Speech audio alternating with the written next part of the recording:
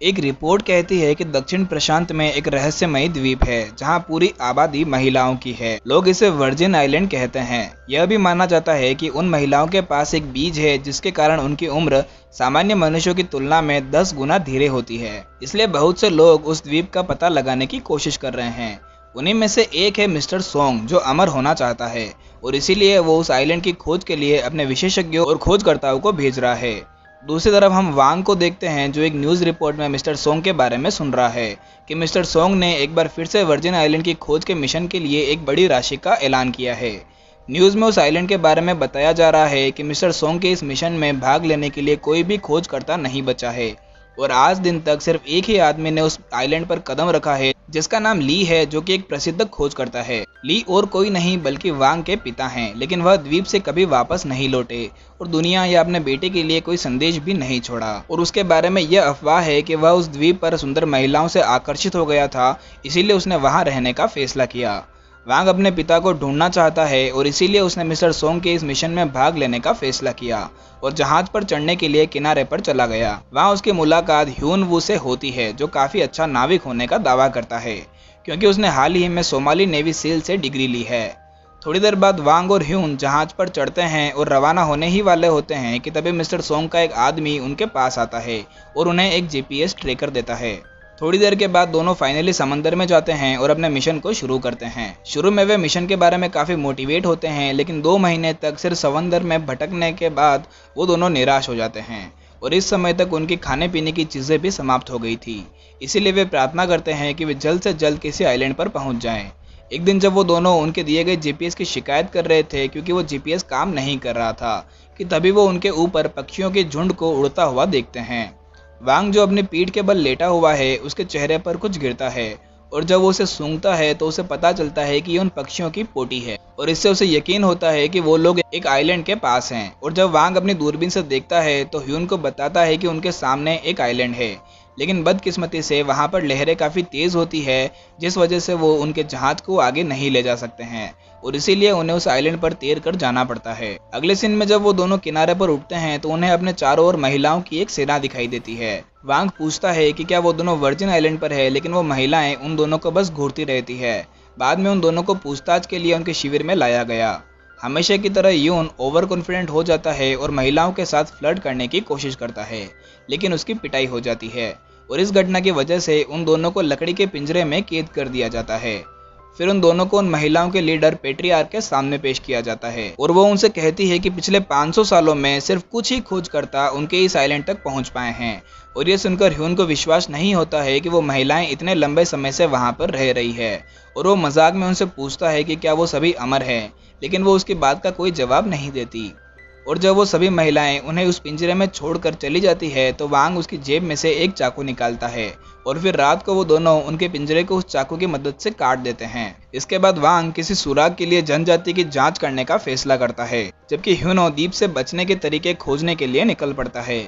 अगले सीन में ह्यून को जंगल की ओर किसी रास्ते की खोज में बढ़ते हुए दिखाया जाता है, जबकि वांग महिलाओं के गांव में आता है और एक झोपड़ी में प्रवेश करता है। इधर ह्यून को पता चलता है कि उन महिलाओं ने पूरे जंगल में जाल बिछा रखे हैं और ह्यून सबसे पहले नीचे एक खरगोश के छेद में गिर जाता है और फिर उसके पीठ पर लकड़ी का एक तीर आकर लगता है और अगले ही पल उसके सिर पर काफी सारे नारियल गिरते हैं। इसी बीच हम म्यू यान को देखते हैं, जो कि उस कबीले की सबसे खूबसूरत और मासूम लड़की है, जो अपनी छोटी बहन मून के साथ उसी झोपड़ी में जाती है जहां पर वोंग पहले से मौजूद है। हैरानी की बात है कि ये झोपड़ियां इन लोगों के लिए नहाने की जगह है। जब म्यू यान अपने कपड़े उतार कर नहाने की तैयारी करने लगती है तब वांग कोशिश करता है कि वो चुपके से कमरे से बाहर निकल जाए, लेकिन बदकिस्मती से म्यू यान की छोटी बहन उसे देख लेती है और उसे वहां से जाने नहीं देती। और जब वांग उस छोटी लड़की को एक चॉकलेट की रिश्वत देने की कोशिश करता है, लेकिन वो लड़की चिल्लाने लगती है और उस कबीले की सारी महिलाएं सतर्क हो जाती है।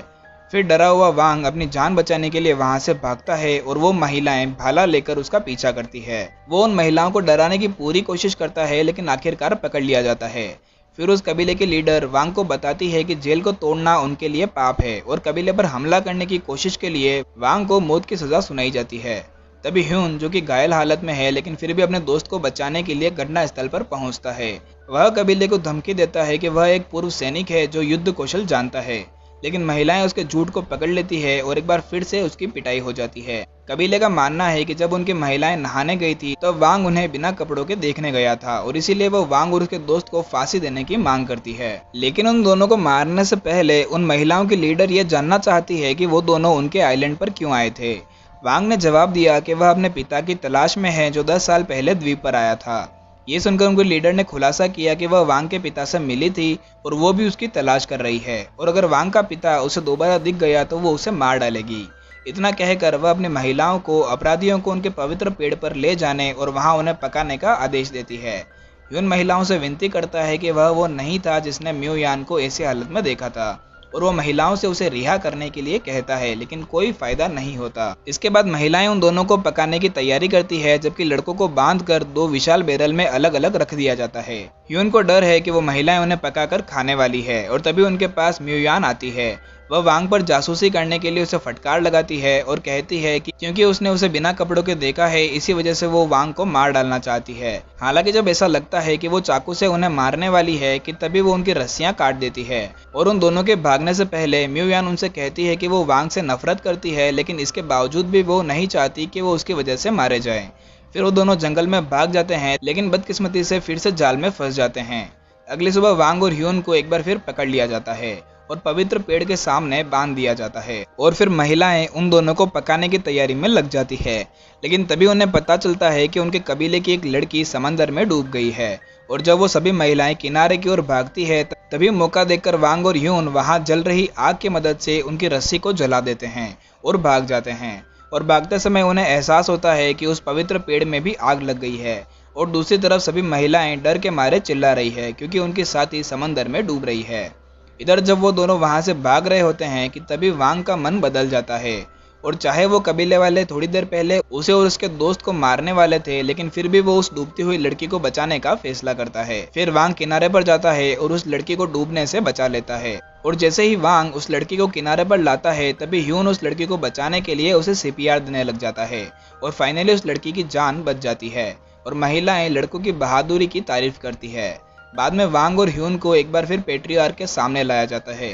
फिर वो लड़की अपनी लीडर से कहती है कि क्योंकि उन लड़कों ने उसकी जान बचाई है इसीलिए उन्हें उन दोनों को माफ कर देना चाहिए और यहाँ पर वो लड़की ह्यून को पसंद करने लगी है। लीडर भी उन दोनों को क्षमा करने के बारे में सोचती है लेकिन तभी उन्हें पता चलता है कि उनका पवित्र पेड़ जलकर राख हो चुका है और जब उन्हें पता चलता है कि इसके पीछे उन दोनों लड़कों का हाथ है तो उनकी लीडर फिर से उन दोनों को दंड देने का फैसला करती है। हालांकि म्यू यान और वो दूसरी लड़की सुझाव देती है कि उन्हें उन लड़कों को आखिरी मौका देना चाहिए और फिर पेट्रियार्क उन दोनों लड़कों को उनके पवित्र पेड़ को फिर से ठीक करने के लिए 3 महीने का समय देती है और अगर उनका पेड़ वापस फलता फूलता नहीं है तो उन दोनों को बेरहमी से मार दिया जाएगा। अगले दिन वांग और ह्यून पेड़ से चारकोल पॉलिश करने और उसे पानी देने की पूरी कोशिश करते हैं। जैसे जैसे समय बीतता है लड़के महिलाओं के करीब होते जाते हैं क्योंकि वे उनकी रोजमर्रा की जिंदगी में उनकी मदद करते हैं। अपने आधुनिक उपकरणों और तकनीकों के उपयोग के साथ वांग और ह्यून बड़ी मछली पकड़ते हैं और उन्हें सब्जियां उगाना भी सिखाते हैं। इस दौरान वो दूसरी लड़की ह्यून का ध्यान खींचने की पूरी कोशिश करती है और ह्यून भी उस लड़की के लिए रोज फूल लाता है। एक दिन जब वांग अपने जीपीएस पर सिग्नल ढूंढने की कोशिश कर रहा था तभी उसे म्यू यान के पीछे एक वाइपर सांप दिखाई देता है और वो तुरंत म्यू यान को उस सांप से बचा लेता है और वो दोनों एक रोमांटिक पोज में दिखते हैं। फिर म्यू यान वांग को बताती है कि वो उसका पालतू सांप है। अगले दिन वांग और ह्यून उस पवित्र पेड़ को फिर से अंकुरित होता हुआ देखकर बहुत खुश होते हैं और फिर रात को वो सभी महिलाएं और वांग और ह्यून भी जश्न मनाते हैं और डांस करते हैं और तभी वांग म्यू यान को शांति से नाचते हुए देखता है और वांग सोचता है कि जिंदगी बड़ी होनी चाहिए, लंबी नहीं। और फिर वांग म्यू यान और उसके कबीले की रक्षा करने का फैसला करता है। थोड़ी देर बाद म्यू यान वांग के पास आती है और वो उसे अपने कबीले के इतिहास के बारे में बताती है। वह बताती है कि बहुत समय पहले एक सर्व महिला जनजाति थी जिसे डायन जनजाति के रूप में जाना जाता था और ये डायन जनजाति प्रकृति के सबसे करीब रहने वाली जनजाति थी जिनका काम उनके पास मौजूद युआन बीज की रक्षा करना था और उनका मेन काम यही था कि उन्हें प्रकृति और मनुष्य जीवन के बीच संतुलन बनाए रखना था। हालांकि जैसे जैसे मानव बस्तियों का विकास हुआ और जो लोग पृथ्वी पर आए उनकी मृत्यु भी हुई और एक दिन उन्हें उस युआन बीज के बारे में भी पता चला और इस चक्कर में काफी सारे लोगों ने डायन जनजाति पर उस बीज को पाने के लालच में हमला भी किया और बीज की रक्षा के लिए कबीले के मुखिया ने उस बीज को उनके कबीले की सबसे छोटी लड़की को दिया और उसे जहां तक संभव हो सके वहां से भाग जाने के लिए कहा। उस लड़की ने अपने पूरे परिवार को मरते हुए देखा, लेकिन जैसा कि बताया गया वह वहां से भाग निकली। लंबे समय के बाद वह एक सुनसान द्वीप पर उठी और उसने देखा कि वह जो बीज लेकर आई थी वह चारों ओर अंकुरित होने लगा था। सुनसान द्वीप धीरे धीरे जीवन से भर गया। धीरे धीरे लड़की बड़ी हो गई और एक नई युवान बीज की रक्षा जारी रखने के लिए द्वीप पर डायन कबीला फला फूला। म्यूयान तब बताती है कि वो लड़की और कोई नहीं उनके कबीले के लीडर पेट्रियार्की है। अगली सुबह वह वांग को उस स्थान पर ले जाती है जहां उसने आखिरी बार उसके पिता को देखा था। वहां पर वांग को अपने पिता की पुरानी डायरी मिलती है जहां उन्होंने डायन कबीले के साथ अपने समय के बारे में लिखा है। वो लिखते हैं कि इस आइलैंड पर उन्हें प्यार, सद्भाव, दया, सादगी और जीवन के प्रति श्रद्धा के बारे में पता चला और वो नहीं चाहते थे कि दूसरे लालची लोग इस आइलैंड को खोजें, इसीलिए उन्होंने कभी वापस रिपोर्ट ही नहीं की। यह उम्मीद करते हुए कि कबीले और उनके जीवन के रहस्य आधुनिक लोगों के लालच से दूर रहे। उसके बाद वांग को उसके पिता का आखिरी संदेश मिलता है, जो यही आशा कर रहा था कि उनका बेटा उनके द्वारा लिए फैसलों को समझेगा। अगले सीन में वांग को समझ आ गया है कि उसे क्या करना है और वो जीपीएस ट्रैकर को नष्ट कर देता है।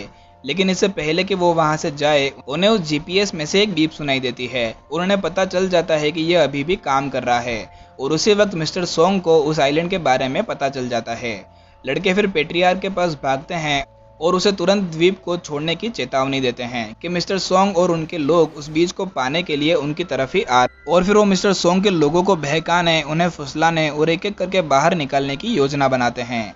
जल्दी मिस्टर सोंग अपने लोगों के साथ आता है और अपने 4 आदमियों को द्वीप की जांच करने का आदेश देता है। वो चारों लोग गांव में पहुंचते हैं, लेकिन सुंदर महिलाओं को उनका इंतजार करता देखकर वो हैरान हो जाते हैं। फिर वो महिलाएं उन चारों को अपनी सुंदरता में फंसाकर उन्हें पकड़कर बांध देती है। अपने आदमियों के वापस रिपोर्ट नहीं करने के बाद मिस्टर सोंग खुद द्वीप पर आता है और निरीक्षण करना शुरू करता है। वांग और ह्यून गेट पर उसका स्वागत करते हैं और उसे समझाने की कोशिश करते हैं कि यह वर्जिन आइलैंड नहीं है, लेकिन मिस्टर सोंग मूर्ख नहीं है, इसलिए वो अपने लोगों से वांग और ह्यून के साथ उन सभी महिलाओं को बांधने का आदेश देता है। फिर वह उनके लीडर को धमकाता है और उसे जीवन का रहस्य पूछता है ताकि वो उनकी तरह अमर हो सके। जब वो मना करती है तो मिस्टर सांग मून को जान से मारने की धमकी देता है और फिर महिलाएं बेमन से मिस्टर सोंग और उसके लोगों को उस जगह पर ले जाती है जहां उन्होंने युआन बीज को छिपाया है। और तभी रास्ते में जाते वक्त वही लड़की उनके एक आदमी को मार देती है जिससे ह्यून ने बचाया था और फिर सभी महिलाएं भी उन पर हमला कर देती है। इसी बीच मिस्टर सोंग वांग को लेकर वहां से भाग जाता है और उसे टाइम बॉम्ब पहना देता है और फिर वह डायन कबीले के रहस्य को नहीं बताने पर उस बॉम्ब को ब्लास्ट करने की धमकी देता है।